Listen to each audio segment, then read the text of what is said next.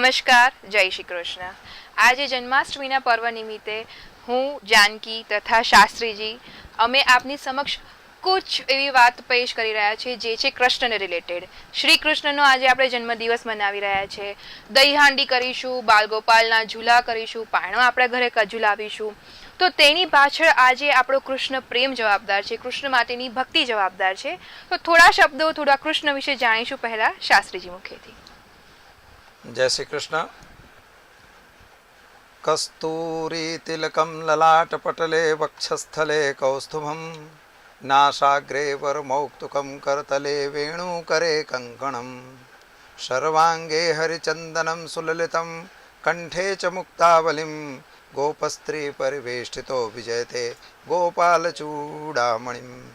भगवान कृष्णના ચરણોમાં વંદન કરી શ્રી કૃષ્ણ શરણમમાં જે શબ્દ છે અને ભગવાન કૃષ્ણની વંદના અર્ચન, કારણ કે કીર્તનની અંદર ભગવાન કૃષ્ણનું પ્રમુખ સ્થાન છે.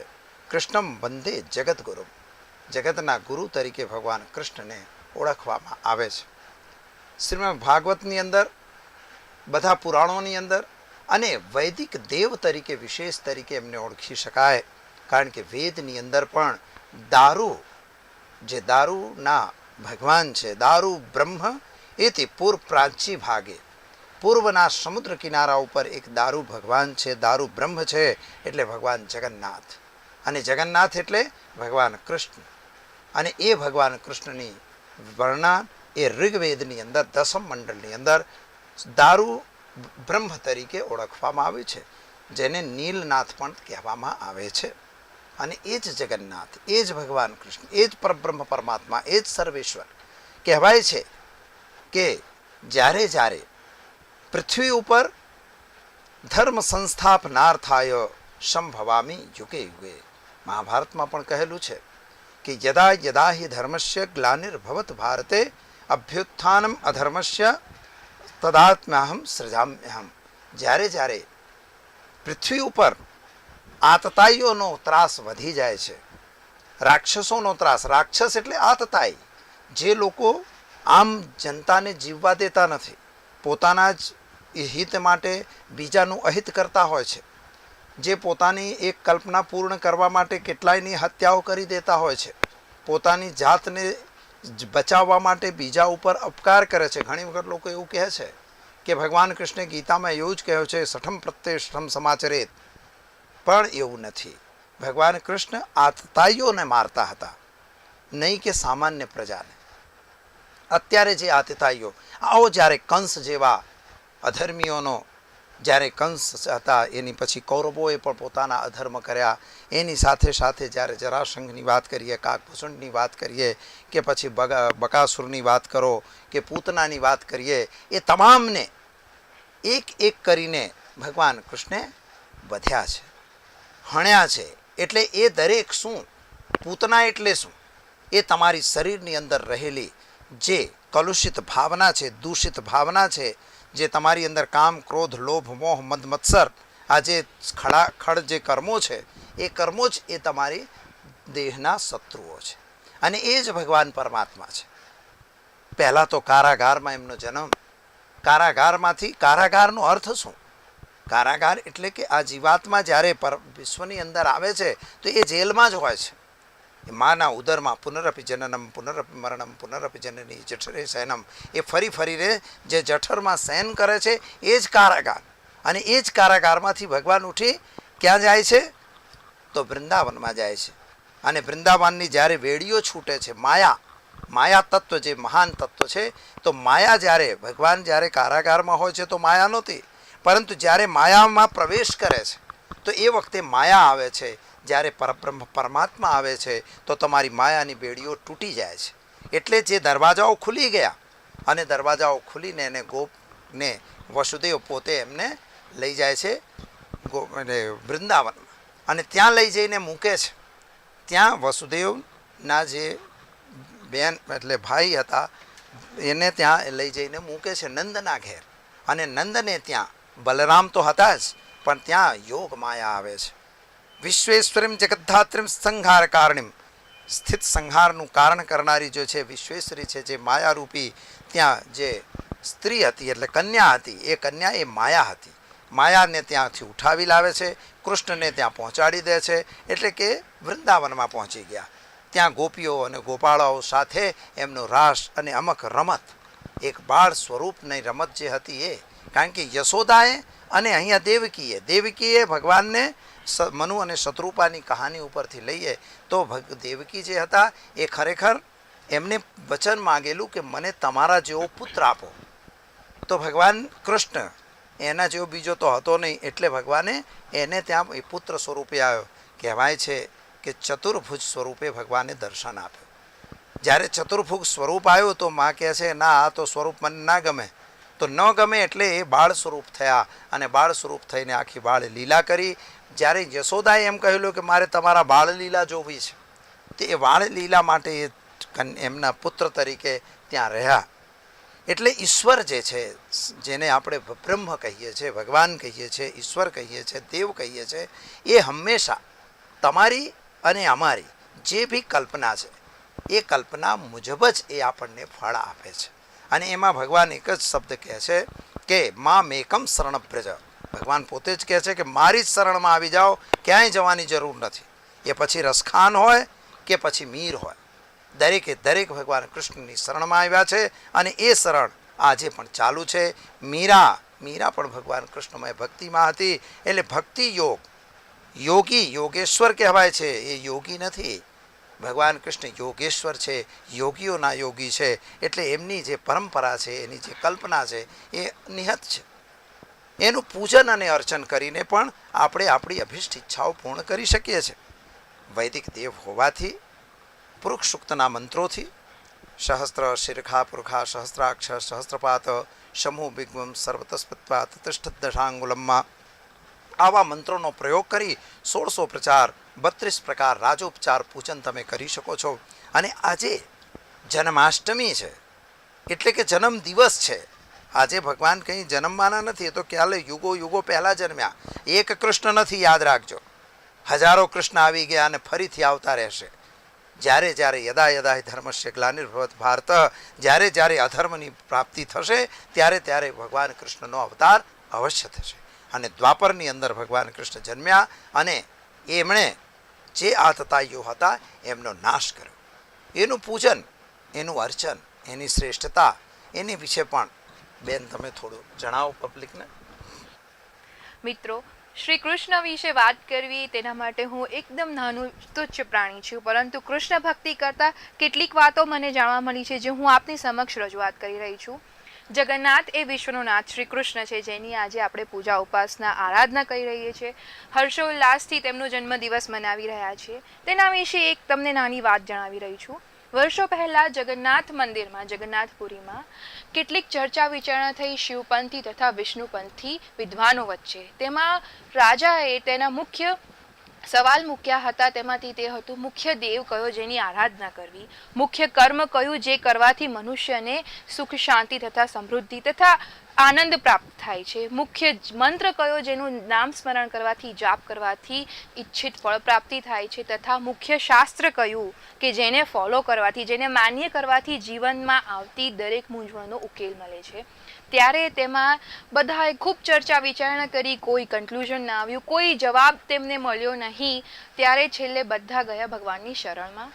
તેઓએ નક્કી કર્યું કે શ્રી કૃષ્ણના જગન્નાથ મંદિરની અંદર કાગળ, કલમ તથા ખડીઓ મૂકી દઈએ, દરવાજો બંધ કરી દઈએ અને જોઈએ ભગવાન આપણને શું જવાબ આપે છે.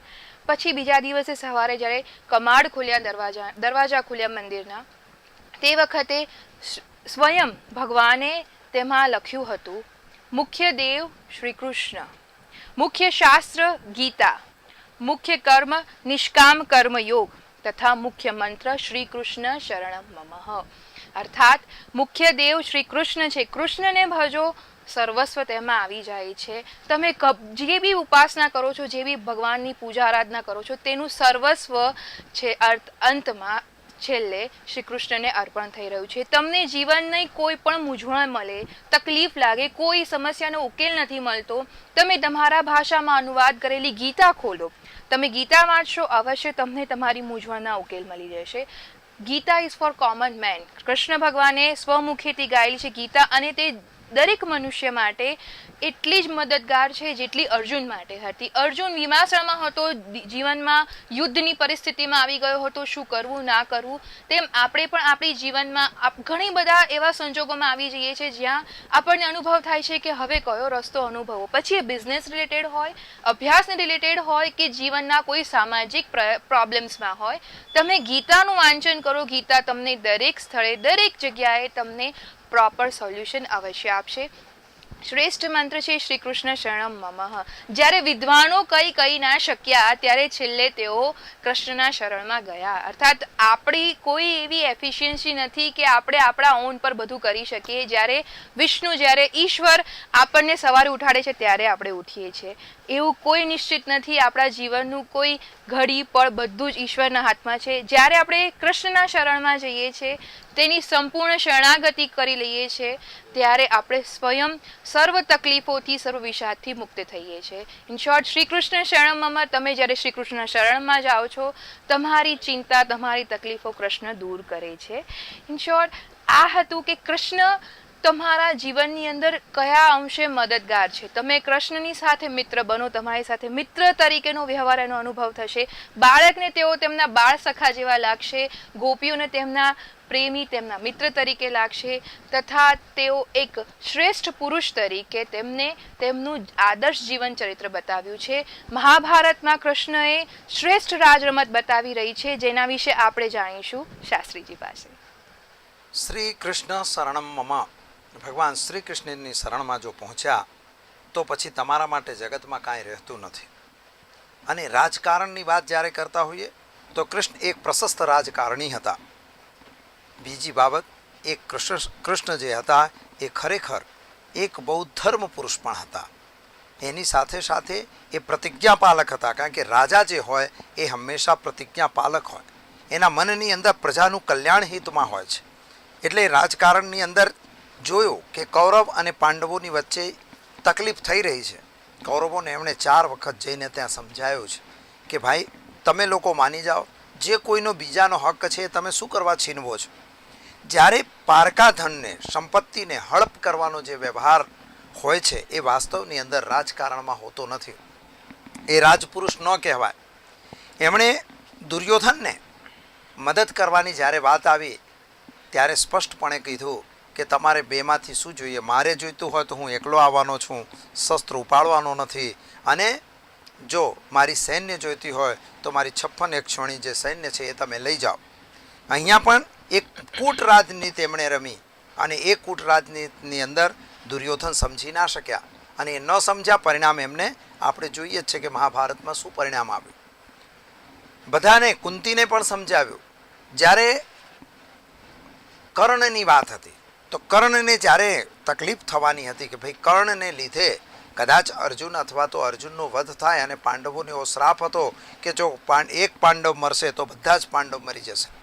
તો અહીંયા એવી સ્થિતિ આવી કે નહીં, કર્ણને આપણે કઈ રીતે કર્ણની જોડે એની શક્તિ લઈ લેવી, એનું પણ રાજનીત એમણે કુંતીને સમજાવી અને મોકલી કે ભાઈ તમે જઈને આ ધંધો કરો. અને કુંતી જઈને ત્યાંથી એની જોડે કવચ અને કુંડળની માગણી કરી લે છે. ત્યારબાદ ત્યાં જ નહીં, એમણે તો દરેક જગ્યાએ દ્રૌપદીની બાબતની અંદર પણ, જ્યારે જંગલની અંદર હતા ત્યારે પણ, જ્યારે પાંડવોને ક્યાંય જરૂર પડી છે, સંકટ પડ્યો છે, ત્યારે એમણે મદદ કરી છે. એટલે એક મિત્ર તરીકે, એક સખા તરીકે, અને સાથે એક રાજનીતિજ્ઞ તરીકે. કારણ કે રાજકારણની અંદર એક વસ્તુ અલગ હોય છે, તે એ રાજકારણની અંદર ભગવાન કૃષ્ણે વારંવાર મદદ કરી છે અને પોતાની કુનેહનો પરિચય આપ્યો છે. એ પછી જયદ્રથ વધની ઘટના હોય કે પછી દુર્યોધનના વધની ઘટના હોય, ત્યાં પણ એમને દુર્યોધનને જ્યારે ગાંધારીએ વચન આપ્યું કે તમે નગ્ન સ્વરૂપે મારી સામે આવો, તો એ વખતે પણ ભગવાન કૃષ્ણ જાય છે કે દુર્યોધન તો મરશે નહીં. ગાંધારીની શક્તિનો એમને ખ્યાલ હતો. તો સાચો રાજકારણી એ કહેવાય કે સામેનો શત્રુ અથવા તો સામેનો દુશ્મન એ કેટલો પાવરફુલ છે. એને નાના એ આંકતા નહોતા, પરંતુ એને સક્ષમતા તરીકે સમજી અને એના ઉપર પ્રહાર ક્યારે કરવો, યોગ્ય પ્રહાર કરવો, કઈ એની કમી છે, કઈ એની ઉણપ છે, એના ઉપર પ્રહાર કરવું, એ કૃષ્ણ ભગવાનની સૌથી મોટી શ્રેષ્ઠતા હતી. એટલા માટે એને કહી દીધું કે માની સામે થોડી નગ્ન જવાય, ન જવાય. એટલે એને કેળનો પાન આપે છે કે તું આ રીતે જતો રહેજે. એટલો ભાગ એનો નબળો પડે છે અને ભીમને વચન આપે છે કે તું અહીંયાથી અહીંયા જ જો પ્રહાર કરીશ તો આ મરશે. અને ભીમ મારે છે. એટલે આ તતાઈને મારવા માટે ભગવાન કૃષ્ણ સ્પષ્ટ કહે છે કે જે હંતા, જે આતતાઈ છે એને હણવામાં પાપ નથી, પાપીને હણવામાં પાપ નથી, પણ સારા માણસને હણવામાં 100% પાપ છે. એટલે ભગવાન કૃષ્ણ એવું એલાઉ નથી કરતા કે મારવું એટલે જેને મારવું હોય તો મારી દો. પરંતુ ભગવાન કૃષ્ણ કહે છે કે અસત્ય છે, અધર્મ છે, અનીતિ છે, અને એ જો કદાચ આવું બધું હોય તો અવશ્ય તમે તમારો ઉપયોગ કરી શકો છો. અને અનીતિનો લાભ, અનીતિને મારવામાં કોઈ પાપ રહેતો નથી. પણ એક વાત સ્પષ્ટ સમજવી કે ભગવાન કૃષ્ણ જે છે એક અંધારી આલમમાં, જે અંધારી આલમ એટલે કંસ જેવો અંધકાર હતો, એ કંસ જેવા અંધકારને મારવા માટે ભગવાન રૂપી પ્રકાશ, કૃષ્ણ રૂપી પ્રકાશ જે અવતરણ થયો, એ અવતરણ પામ્યા, જન્મ્યા નહોતા. ભગવાન કૃષ્ણને કોઈ એમ કહે કે જન્મ્યા, તો કોઈ બી દેવ એ જન્મતા નથી, એ અવતરણ લે છે. કોઈ એ જનનીના જઠરમાં શયન કરતા નથી. એટલે એ શયનની વાત બી ખોટી છે. જ્યારે દેવકીને ગર્ભની અંદર જ્યારે તમે વાત કરી તો જ્યારે કારાગારની અંદર વાત થાય છે તો ભગવાન ચતુર્મુખ હાજર થઈ જાય છે. 4 હાથ શંખ ચક્ર ગદા પદ્મ ધારિત ભગવાન વિષ્ણુ હાજર થાય છે અને કહે છે તમને મેં વચન આપ્યું હતું ને આ છે, અને હવે હું બાળક થઉં છું અને તમે મને લઈ જઈને વૃંદાવનમાં. કયો એવો શક્તિશાળી હશે કે જે જન્મની પહેલાં પોતાની હિસ્ટ્રી બતાવે છે, લોકોને સમજાવી દે છે. નાનો બાળક એક કાળિયા નાગને દહન કરી દે, એના ફેણને તોડી નાખે અને એ ઘરથી ખાલી કરવાનો હુકમ અપાઈ દે, એવી શક્તિ સામાન્ય થોડી હોય. એ તો ઈશ્વરની શક્તિ છે, એને જ દૈવી શક્તિ કહેવામાં આવે છે. અને એટલા માટે જ ભગવાન કૃષ્ણ એ દેવ છે, સાક્ષાત પરબ્રહ્મ પરમાત્મા છે. અને પરમાત્માના સ્વરૂપનું વર્ણન તો અમારું શું કે મોટા મોટા ઋષિઓ થાકી ગયા. લિખિત યતિ ગૃહત્વા શારદા સર્વકાલમ. જો અગર શારદા એટલે કે સરસ્વતી માતા પોતે પૃથ્વીને કાગળ બનાવી દે, બનરાઈઓને કલમ બનાવી દે, છતાં એનો ગુણ ગાઈ શકીએ નહીં. એટલે કે કૃષ્ણ શરણમ મમા, શ્રી કૃષ્ણ શરણમ મમા. માત્ર તમે તો એટલું જ કરી શકો કે ભગવાન કૃષ્ણના શરણમાં પહોંચો અને ભગવાન કૃષ્ણની શરણમાં પહોંચી અને તમે જો તમારું કંઈ બી વિનંતી હોય તો એના ચરણોમાં ધરી દો. એ પછી તમને સંતાન પ્રાપ્તિ ન થતી હોય તો પણ ભગવાન કૃષ્ણ કરે છે. યુદ્ધમાં વિજય નથી મળતો તો પણ ભગવાન કૃષ્ણની શરણમાં જાઓ. ગોપાલ સહસ્ત્રનામ જેવા મંત્રોનો પ્રયોગ કરો અને એ તમારા માટે ખૂબ જ ઉપયોગી હશે. ક્લિમ કૃષ્ણાય ગોવિંદાય ગોપીજન વલ્લભાય, એ મંત્ર છે, બહુ સરસ મંત્ર છે. આ મંત્રનો આજની રાતે તો અવશ્ય જાપ કરવો જોઈએ.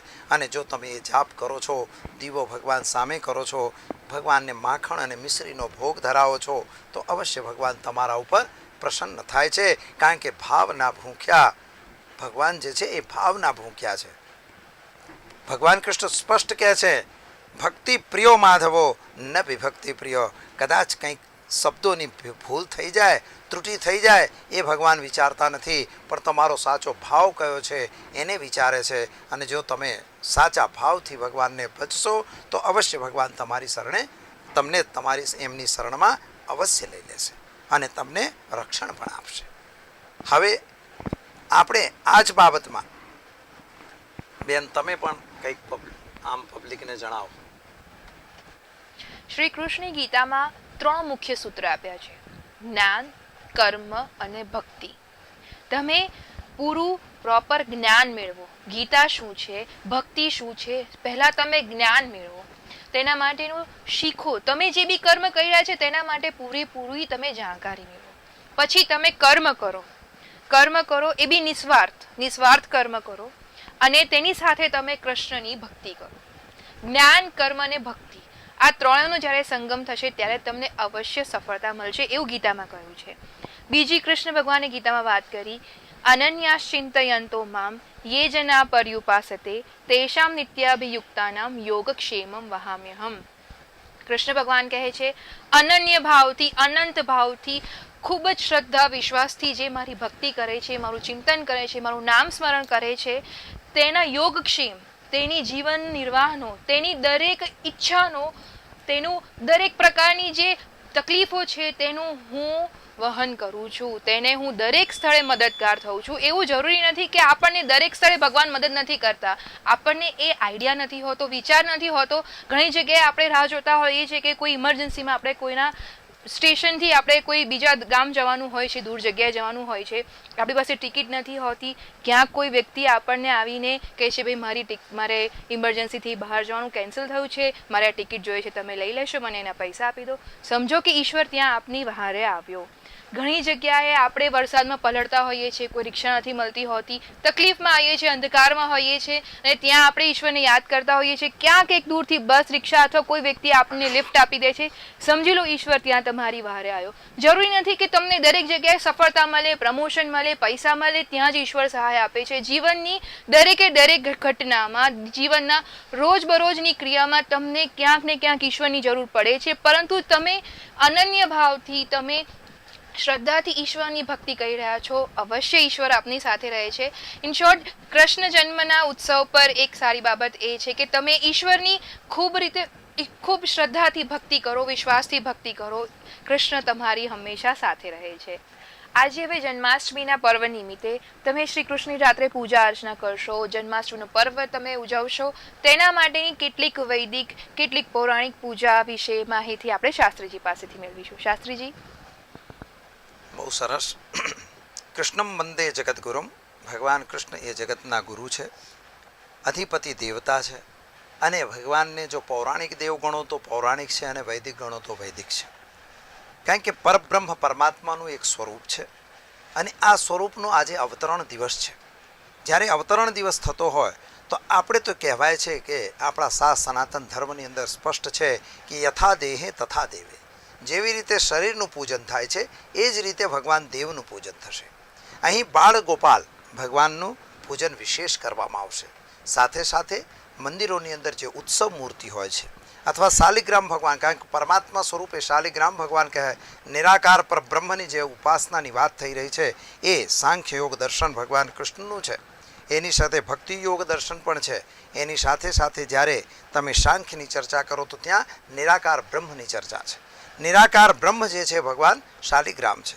એ શાલિગ્રામની મૂર્તિ એને લઈ પંચામૃત અભિષેક, દુગ્ધાભિષેક, પછી મધથી અભિષેક, દહીંથી, ખાંડથી, એ 5 અમૃત જે છે, 5 અમૃતોથી એમનું અભિષેક કરાવવા.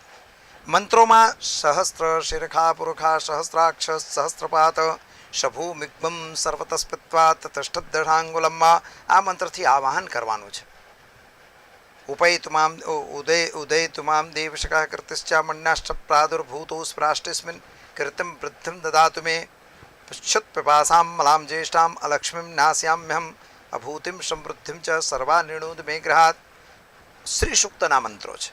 અહીંયા કાં તો શ્રી સૂક્ત કાં તો પુરુષ સૂક્ત, પરંતુ જ્યારે કોઈ બી દેવની પૂજા થતી હોય તો પુરુષ સૂક્તનો ઉપયોગ કરવામાં આવે છે. એને પાદ્ય આપો, એને અર્ઘ્ય આપો, આચમન આપો. આચમન આપ્યા પછી ભગવાનને નવડાવો, સ્નાન કરાવો, પંચામૃત સ્નાન પછી એને અભિષેક કરો. અભિષેકની અંદર તમે પુરુષ સૂક્તનો ઉપયોગ કરી શકો છો, વિષ્ણુ સૂક્તનો પણ પ્રયોગ કરી શકો છો.